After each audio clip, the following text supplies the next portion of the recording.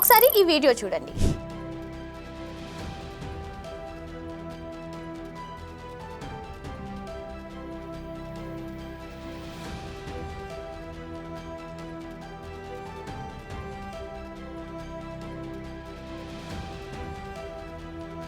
రోజు మనం చూసే న్యూస్ లో ఆ ఆఫీసర్ ఇంట్లో కేజీల కొద్ది బంగారం దొరికిందట, ఆ లాయర్ ఇంట్లో కోట్ల కొద్ది నోట్ల కట్టలు దొరికాయట. ఇదే కదా చూస్తూ ఉంటాం.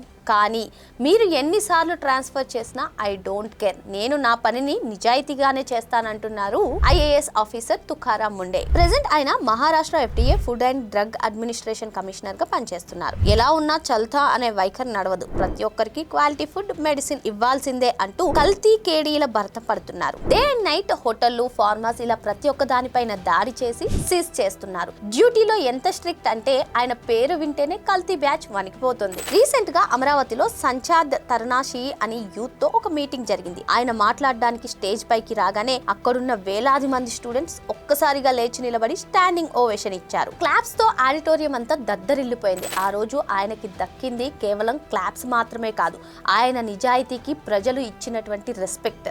సొసైటీ యూత్ ఒక వ్యక్తిని చూసి మనస్ఫూర్తిగా గౌరవించడం అంటే దట్ ఈస్ రియల్ సక్సెస్ కదా. ఎలా ఉన్నా నడుస్తుందిలే అనే అలసత్వాన్ని వదిలేసి నిజాయితీగా డ్యూటీ చేస్తే ఆటోమేటిక్ గా పీపుల్ రికగ్నైజ్ చేసి రెస్పెక్ట్ ఇస్తారని ప్రూవ్ చేసిన రియల్ సింగం ఈయనే. నిజాయితీకి ఇప్పటికీ విలువ ఉందని ప్రూవ్ చేసిన తుకారాం ముండే లాంటి ఆఫీసర్స్ ప్రతి స్టేట్ లో ఉండాలని నేను అనుకుంటున్నా. మరి మీరేమనుకుంటున్నారో కామెంట్ చేసేయండి.